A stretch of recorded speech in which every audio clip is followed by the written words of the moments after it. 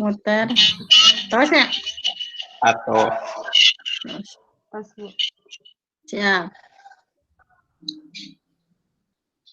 mangga Gimana? beres Di moderatoran heula we nya. Mangga Bu, bade ngamoderatorna saha? Ibu Rizka. Sok, mangga Bu Rizka moderator. Kelompok engal. Formasi baru yang biasanya bosannya. Formasi baru. Bismillahirrahmanirrahim. Assalamualaikum warahmatullahi wabarakatuh.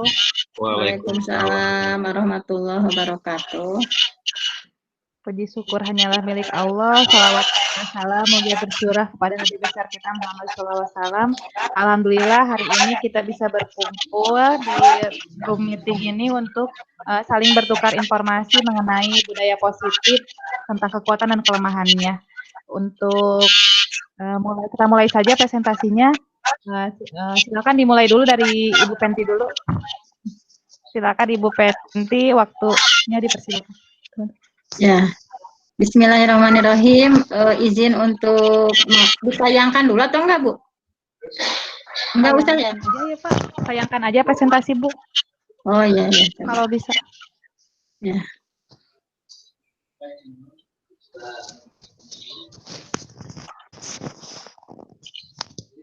Oke.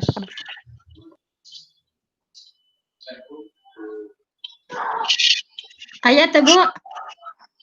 Cacan. Cacan Bu. Cacan. Nah, ya nama macet pas bagikannya. Oh iya, ya entos kata. Kalah. Mananya di tenu. Iya sana satu saya. Masih muter di abi mah Bu. Oh, di Pak Hendra sami. Mangga we Bu sakan Mohonnya sakan tenan walahnya. Mohon sambil. Ya. Bismillahirrahmanirrahim. Insya Allah saya akan memulai tentang diskusi bagaimana kita menganalisis diri dalam menerapkan budaya positif. Dimulai dari menganalisa kekuatan ya, bahwa kekuatannya diantaranya adalah saya memiliki kemauan yang tinggi atau komitmen yang lumayan tinggi ya. Jadi menginginkan sesuatu, misalkan bahwa budaya positif itu memang benar-benar terrealisasi di kelas yang saya ampuh. Nah, kemudian di antara kekuatannya lagi adalah pemberian teladan. Misalnya ketika kita menginginkan bahwa budaya positifnya masuk on time, misalkan kita pun memberi contoh. Saya sebagai guru memberikan contoh on time, memberikan keteladanan masuk ke kelas itu, misalkan 10 menit sebelum dimulai pembelajaran masuk. Kemudian di antara kekuatan yang ketiga adalah menggunakan pendekatan religi. Jadi ini adalah sebuah kekuatan karena misalnya ketika kita ingin mengerjakan sesuatu ke anak-anak dikasih misalkan penguatan-penguatan dari Quran maupun penguatan-penguatan dari hadis. Adapun tantangannya tentunya di sini banyak ya, bahwa kelas yang saya ampuh itu karakteristik anaknya berbeda-beda. Kemudian ada yang anak yang disiplin, ada yang urakan, misalnya dan sebagainya. Kemudian untuk memanage waktu juga ini adalah sebuah tantangan. Bagaimana untuk memanage waktu yang benar-benar, misalkan kita ingin budaya positif apa yang ingin dipraktekkan, nah itu ada tantangannya. Kemudian memang sebagian siswa sulit disiplin, misalkan untuk didisiplinkan itu perlu kerja keras.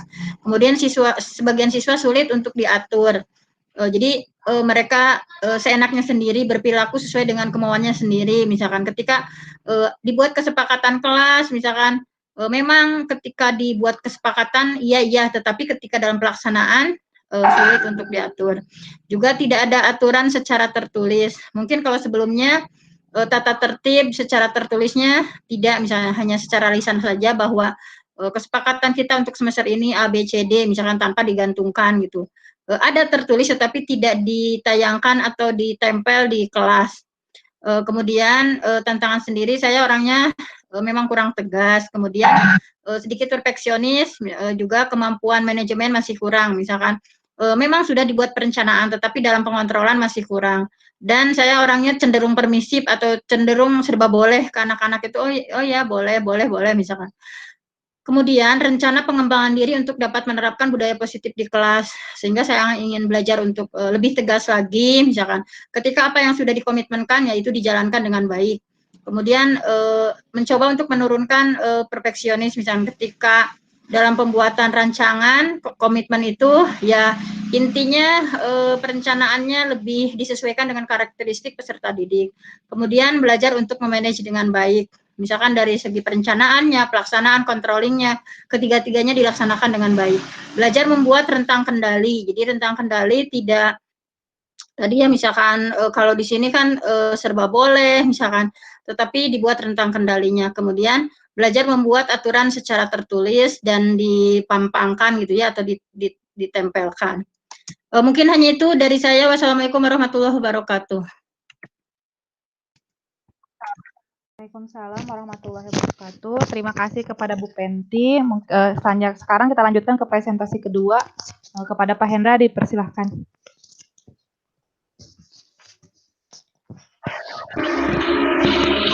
Baik, Assalamualaikum warahmatullahi wabarakatuh. Waalaikumsalam warahmatullahi wabarakatuh. Tapi sebelum saya mempresentasikan, saya ingin tanya, yang di tabel itu kekuatan atau kelemahan? Jadi saya mah kelemahan hanya.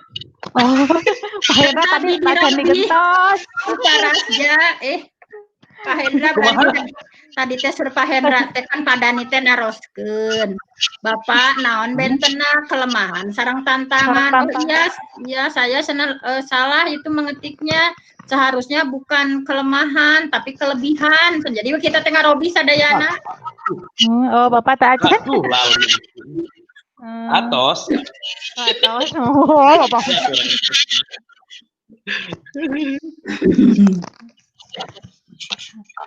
Berarti Nu Bu Rizka heula sambil memperbaiki yang Bapak satu kita ya.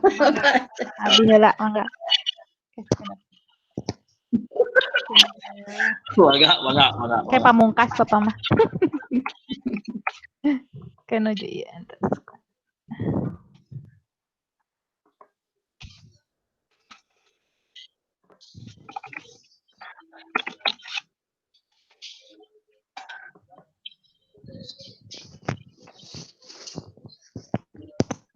Terus ayah tacan Bu. Terus, Ainu Abi tadi katawis tuh Bu. Katawis. Oh, terus ayah katawis. Bismillahirrahmanirrahim. Assalamualaikum warahmatullahi wabarakatuh. Izinkan saya untuk mempresentasikan analisis diri dalam menerapkan budaya positif di kelas. Mungkin tadi kekuatannya hampir sama dengan Bu Penti, mungkin sedikit beda. Kalau kekuatan saya yang miliki untuk menerapkan budaya positif di kelas adalah saya mau belajar dan mau memperbaiki diri. Jadi saya pun berusaha untuk dapat mengontrol diri saya dan bersikap adil terhadap semua siswa. Mungkin itu kekuatan saya. Kemudian saya pun dapat menempatkan diri saya sebagai teman, kakak, dan orang tua bagi siswa saya. Saya pun terus berusaha untuk dapat mengenali karakter peserta didik saya dan menghargai setiap potensi yang mereka punya, dan selalu memotivasi mereka agar selalu percaya diri. Terus yang ketiga, saya pun mampu berkomunikasi dengan baik dengan siswa dan rekan guru dan selalu bersikap terbuka terhadap setiap pendapat baik dari guru maupun dari siswa.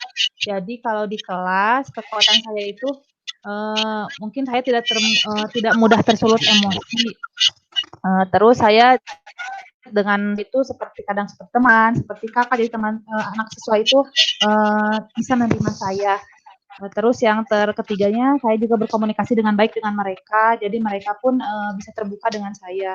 Terus untuk tantangannya, mungkin yang paling sulit yaitu saya masih kesulitan dalam mendisiplinkan siswa menggunakan budaya positif ini, karena siswa sudah terbiasa dengan cara yang lama yang berorientasi kepada hukuman dan reward. Terkadang saya pun masih belum bisa mengontrol diri saya apabila masalah yang dihadapi memang sangat kompleks. Siswa di satu kelas itu sangat beragam. Dan bila kita membedakan perlakuan, terkadang ada sebagian siswa yang iri. Misalnya saja ada siswa yang mungkin mau menulis kalau misalnya dia duduk di depan atau dekat dengan saya. Sehingga kalau misalnya itu terusan, ada siswa yang akan iri gitu. Misalkan ibu mah bageurna ka eta hungkul, kadang seperti itu. Padahal emang setapnya kalau tidak seperti itu emang susah gitu. Nah, dan kelemahan saya ini tidak bisa memfasilitasi semua harapan dan keinginan semua siswa saya karena kelas yang cukup besar dan waktu yang terbatas. Jadi kadang suka bingung bagaimana cara memperlakukan siswa yang satu dengan yang lain, tapi tidak membuat siswa yang lain itu iri, bagaimana gitu. Jadi itu mungkin tantangannya. Terus budaya positif ini mungkin bagi sebagian orang adalah budaya baru yang belum terlihat keberhasilannya gitu. Jadi walaupun ini dia terapkan di kelas, tapi tentu akan berpengaruh dengan kelas lain. Jadi gitu. Rekan guru di sekolah saya kebanyakan masih menggunakan cara lama untuk mendisiplinkan siswa. Budaya positif kan adalah budaya komunikasi dua arah yang mengembangkan proses keterampilan berpikir kritis siswa. Namun sebagian guru terkadang merasa kalau ada siswa yang kritis itu seperti dia didikte oleh siswanya, terus merasa siswa tersebut biasanya kalau bahasa Sundana itu cucungah, kadang suka seperti itu. Jadi kalau ada yang kritis, kadang ada sebagian guru yang tidak suka. Sehingga dalam pelaksanaannya perlu arahan dan bukti nyata dari keberhasilan budaya positif tersebut. Terus kelas yang disiplin terus sebagian besar guru juga memaknai bahwa kelas yang disiplin itu kelas yang siswanya patuh, tenang, turut selalu pada perintah guru. Jadi kelas yang jempling gitu. Jadi itu kelas yang disiplin. Padahal pada dasarnya kan bukan seperti itu disiplin itu. Jadi itu mungkin tantangannya sangat besar. Terus rencana pengembangan diri untuk dapat menerapkan budaya positif di kelas. Rencananya saya akan memulai di kelas saya terlebih dahulu dengan melakukan diskusi dalam membuat kesepakatan kelas di awal semester nanti seperti yang contoh di LMS. Walaupun sebenarnya itu sudah saya lakukan, namun belum berjalan sesuai harapan. Kedepannya saya akan melakukan refleksi terhadap apa yang telah saya laksanakan bersama siswa saya dan mencari solusi atas permasalahan yang ada. Kenapa sih kesepakatan kelas yang sudah kita buat tidak bisa berjalan lancar? Jadi apa yang harus kita perbaiki bersama-sama? Jadi saya akan melakukan refleksi kembali terhadap kesepakatan kelas yang telah saya buat dan memperbaiki kesepakatan tersebut. Mungkin kurang adanya kan kalau di LMS harus ada tantangan siswa gitu. Kalau kita kan biasanya enggak, kalau udah sepakat nanti kita tulis aja di sebuah berupa poster, ditempel saja, tapi tidak ada cap dari siswa atau tantangan dari siswa. Saya pun akan mendiskusikan penerapan budaya positif ini dengan kepala sekolah dan rekan guru. Karena kalau kita tidak mendiskusikan dengan rekan yang lain, kadang nanti anak-anak yang lain kadang melihat, oh kelas itu berbeda dengan kelas saya, kenapa kelas itu kadang akan seperti itu. Jadi perlu ada koordinasi dengan rekan guru yang lain dan kepala sekolah tentunya. Terus kalau sudah ada mungkin ada koordinasi, mungkin kita akan berusaha membuat program yang bernada sama di semua kelas, walaupun mungkin tidak kesepakatannya pasti akan berbeda-beda, tapi mungkin adanya sama di semua kelas. Mungkin presentasi dari saya dicukupkan sekian. Selanjutnya mungkin dilanjutkan oleh presentasi Pak Hendra. Sebelum nanti kita tanya jawabnya, sudahnya saja ya Bu. Ya, enggak. Silakan Pak Hendra. Kita tutup dulu bentar. Tutup dulu presentasi. Sebentar Pak, agak load.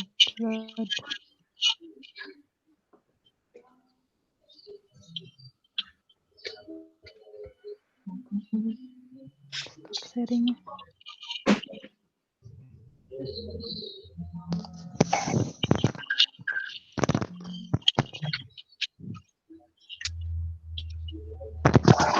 Pak Hendra dipersilakan. Baik, Assalamualaikum warahmatullahi wabarakatuh. Waalaikumsalam warahmatullahi wabarakatuh. Saya akan mencoba mengenali diri saya pribadi ya dengan menerapkan budaya positif di kelas, yaitu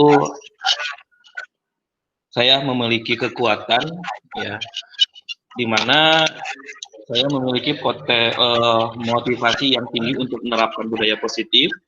Ya, kemudian sering melakukan komunikasi baik dengan murid. Ya, biasanya saya diajak ngobrol,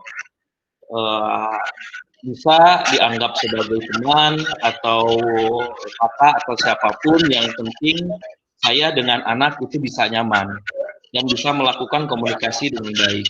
Kemudian keinginan yang kuat untuk menuntun anak melalui pembiasaan yang akan menjadi suatu budaya positif.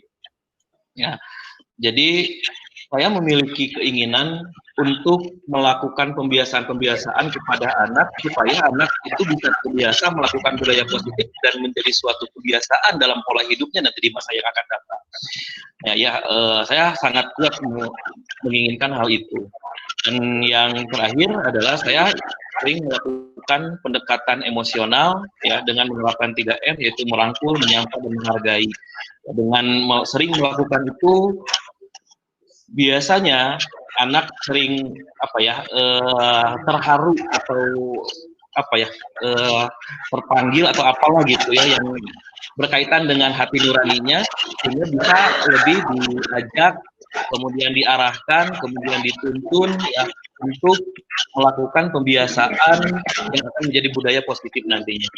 Yang menjadi tantangan bagi saya yaitu menanamkan kesadaran diri pada setiap warga sekolah, baik itu guru atau staf usaha, penjaga sekolah, kepala sekolah, dan siswa itu sendiri untuk melakukan budaya positif yang berkesinambungan.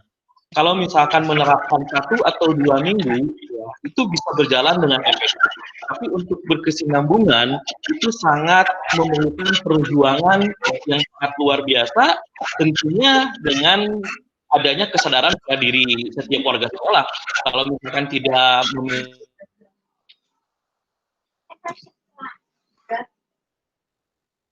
melaksanakan ya jarang melaksanakan, dan itu menjadi sebuah tantangan bagi saya.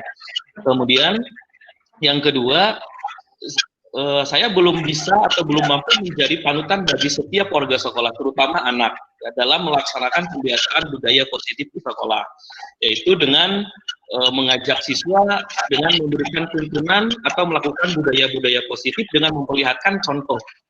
Biasanya anak itu akan sulit kalau misalkan kita arahkan dengan komunikasi, tapi akan sangat mudah ya, kalau misalkan kita arahkannya dengan contoh.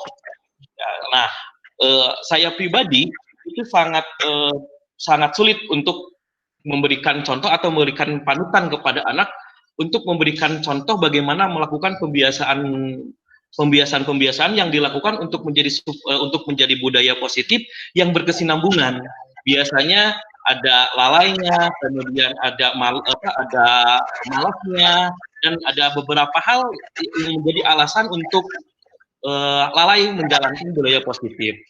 Kemudian yang selanjutnya yang jadi tantangan itu adalah melakukan penerapan disiplin positif dengan cara komunikasi yang baik. Tentunya di lapangan itu banyak sekali permasalahan-permasalahan dalam yang berbeda-beda. Nah, pemberian penerapan disiplin positif inilah yang menjadi suatu tantangan yang harus dihadapi ya terhadap karakter-karakter anak ya. Selain itu juga melakukan kontrol emosional pada diri sendiri yang memang sulit ya. Jangankan untuk mengatur emosional yang dibuat oleh orang lain ya, emosional yang dibuat oleh diri sendiri pun juga itu sangat sulit ya. Jadi yang menjadi tantangan bagi saya yaitu menghadapi anak ya ketika melenceng dari hal yang kita harapkan, kemudian menerapkan disiplin dan mengontrol emosional yang ada pada diri sendiri yang dilakukan oleh karakter anak yang tentunya berbeda-beda. Nah, itu menjadi satu tantangan bagi saya pribadi. Kemudian rancangan pengembangan diri untuk dapat menerapkan budaya positif adalah saya lebih mendalami untuk penguasaan kontrol positif ya, biasanya emosional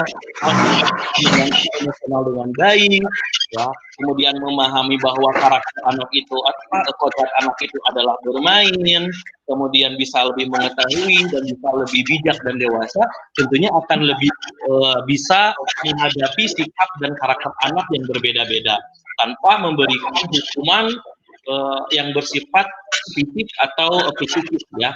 Kemudian saya berusaha untuk menjadi panutan bagi siswa untuk menerapkan budaya positif dengan memberikan contoh tauladan kepada siswa. Jadi sebelum saya memberikan komunikasi dengan baik, mengarahkan dan menuntun, saya pun harus memberikan contoh dan harus menjadi tauladan bagi siswa terlebih dahulu. Kemudian yang selanjutnya adalah mengajak dan mengarahkan siswa ya dengan memperlihatkan contoh-contoh praktik baik ya yang seperti tadi saya jelaskan ya untuk melaksanakan budaya positif ya. Saya yakini bahwa kalau misalkan saya sudah menerapkan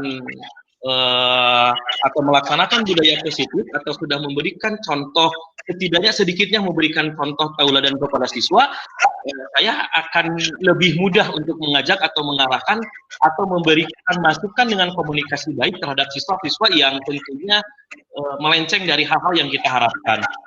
Kemudian lebih memahami karakter anak dan lebih mengurangi rasa egois untuk mengambil keputusan dalam menerapkan hukuman. Ya, ini tentunya diterapkan kepada siswa yang bermasalah tentunya. Ya, jadi kalau misalkan ada rasa egoisnya, misalkan itu tidak begitu besar, ya yang lebih ditonjolkan adalah kedewasaannya, kebijaksanaan, tentunya akan lebih nyaman antara misalkan siswa dengan si gurunya, atau misalkan ketika kita dibersihkan masukan, itu akan lebih mudah untuk diterima oleh si siswa itu sendiri. Kemudian berusaha untuk menerapkan disiplin positif terhadap anak-anak yang tentunya melenceng tadi, ya. Dan yang terakhir adalah melakukan kesepakatan dengan setiap warga sekolah untuk melaksanakan pembiasaan tersebut atau budaya positif secara berkesinambungan dan menumbuhkan berusaha untuk menumbuhkan kesadaran pada diri setiap warga sekolah. Mungkin itu yang bisa saya paparkan. Wassalamualaikum warahmatullahi wabarakatuh.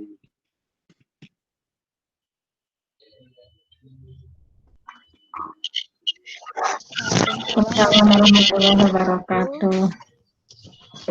Terima kasih kepada Pak Hendra yang telah memaparkan presentasinya. Untuk sesi selanjutnya mungkin kita saling mengomentari analisa dari teman kita. Mungkin dimulai dari saya dulu mungkin Bu ya. Untuk Bu Penti mungkin tadi analisa dirinya Bu Penti sudah memberikan teladan, sudah bisa memberikan teladan kepada siswanya. Namun tadi Pak Hendra masih baru mau belajar untuk menjadi teladan untuk siswanya. Sama saya juga mungkin sedikit sudah bisa memberikan teladan, namun ada juga mungkin yang belum bisa sikap saya yang kurang baik mungkin kepada siswa. Kadang saya terkadang gitu suka kalau ada masalah yang kompleks, kadang suka tersulut amarah, kadang sedikit marah atau membentak kepada siswa. Terus kalau di SD itu mungkin paling sulit itu kan koordinasi dengan guru-guru yang lain, karena kalau di SD itu kan kalau kelas yang diam, kelas yang rapih itu kelas disiplin itu kelas yang diam, sedangkan kelas saya itu sudah dicap sama kepala sekolah sama teman-teman yang lain itu kelas yang berisik gitu ya. Jadi kalau di saya ya kebanyakan diskusi, siswa boleh berpendapat, terus tepuk-tepukan, jadi kelas yang ramai. Kalau di saya itu juga termasuk disiplin, asal mereka masih bisa belajar, mereka masih bisa belajar dengan nyaman gitu. Menurut saya disiplin itu bukan hanya duduk yang rapih, diam di bangku masing-masing gitu, kayak zaman dulu. Gitu.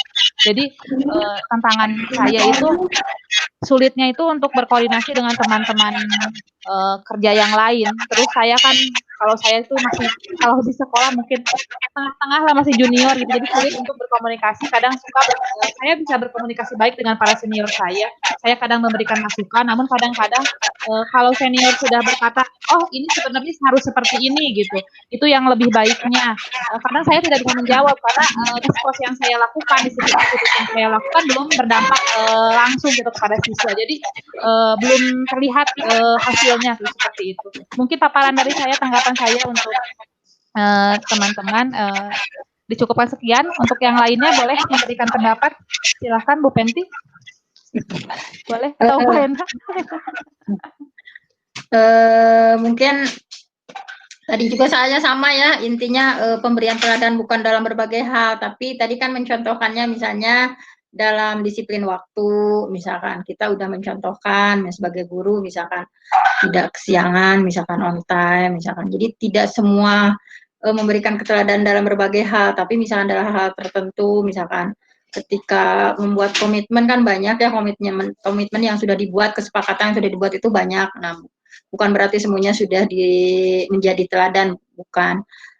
Dan mungkin di yang saya buat tadi banyak hal yang baru poin-poin pentingnya saja ya, tidak selengkap dari Ibu. Mungkin saya juga barusan merevisi dulu.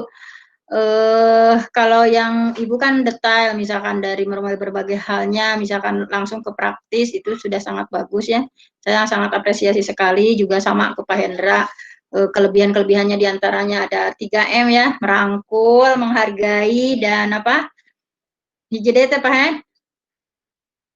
Ya, jadi itu sangat bagus sekali kalau dipraktekkan dan sejalan dengan disiplin positif yang sudah digembor-gemborkan ya dari LMS itu, bahwa hari ini kita mungkin sudah saatnya untuk mempraktekkan disiplin positif yang ketika ingin mendisiplinkan murid tidak dengan hukuman, tidak dengan teriakan-teriakan, misalnya baru dak jarang misalnya, tidak dengan ngukurat gitu kalau luar gitu ya, tetapi dengan penuh tadi ya, bahwa dengan komunikasi yang efektif, misalkan yuk kita ngobrol, kenapa sih kamu misalkan kesiangan, misalkan ada apa, misalkan, sehingga dia menyebutkan tadi, misalkan saya sudah membantu teman, misalkan tadi ada yang kecelakaan atau lain dan lainnya misalkan. Jadi sudah saatnya kita sebagai guru untuk bukan hanya sebagai wacana ya disiplin positif ini, tetapi memang betul-betul dipraktekkan, betul-betul dihayati dan diamalkan ya. Kan sangat susah ya kalau kita biasanya kan pasti menggunakanlah sedikitnya dalam sehari itu teriakan pasti ada, misalnya ketika anak hararese sholat duhanya, misalkan sholat duhur, misalkan kunaon iya nih tacan wae masuk, nah nanti mungkin kita dengan tadi pengembangan dalam komunikasi kumaha dan sebagainya, banyak ngobrol, intinya banyak didekati dengan pendekatan positif, intinya seperti itu. Dan intinya saya apresiasi pada Pak Hendra ya, yang 3M-nya itu merangkul, menghargai, pokoknya ke siswa tidak dengan paksaan, tidak dengan perintah-perintah itu, tetapi betul-betul kita fokus pada kebutuhan siswa, fokus sesuai karakteristik siswa. Kita akan lebih mendalami lagi psikologi anak usia segini itu gimana sih metodologinya, misalkan tidak seperti yang konvensional kita lakukan misalnya. Nah, kita lebih mendalami lagi, dan intinya adalah praktis, praktekkan gitu ya, karena teori apapun kalau tidak dipraktekkan mungkin itu bukan sesuatu yang baik. Mungkin hanya itu saja. Wassalamualaikum warahmatullahi wabarakatuh. Waalaikumsalam warahmatullahi wabarakatuh. Sekarang mungkin giliran Pak Hendra untuk saling memberikan tanggapan, Bapak.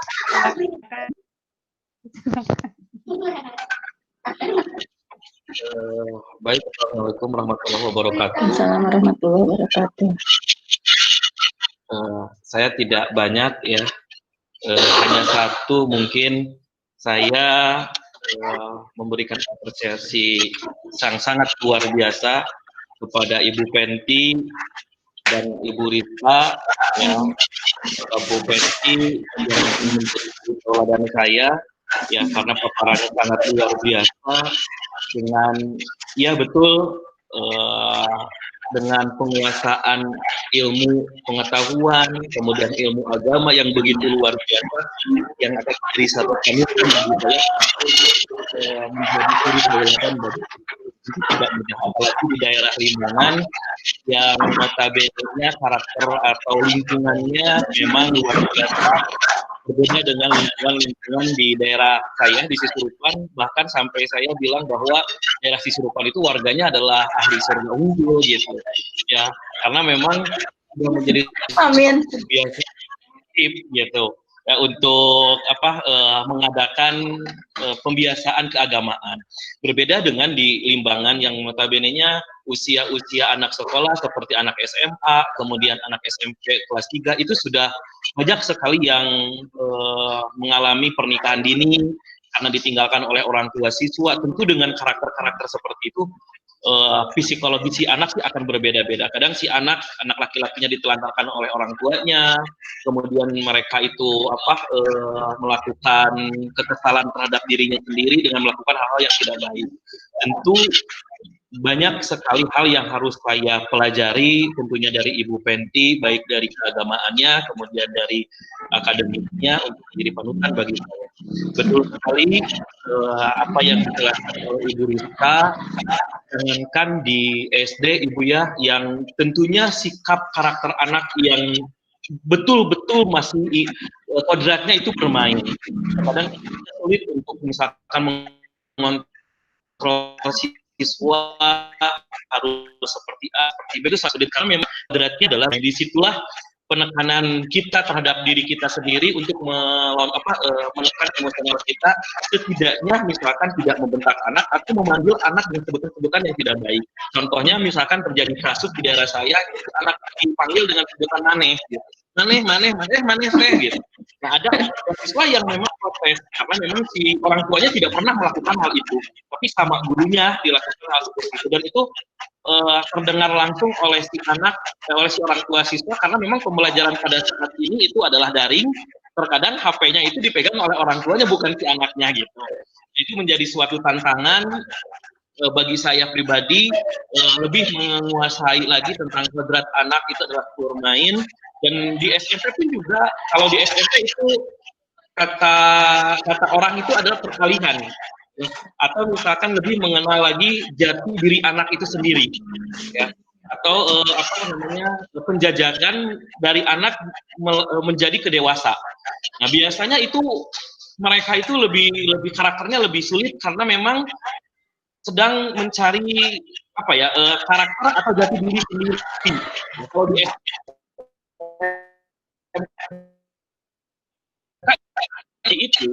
itu lebih gampang sekali dicekoki oleh lingkungan sekitar atau oleh teman-teman yang ada pergaulannya dan sebagainya.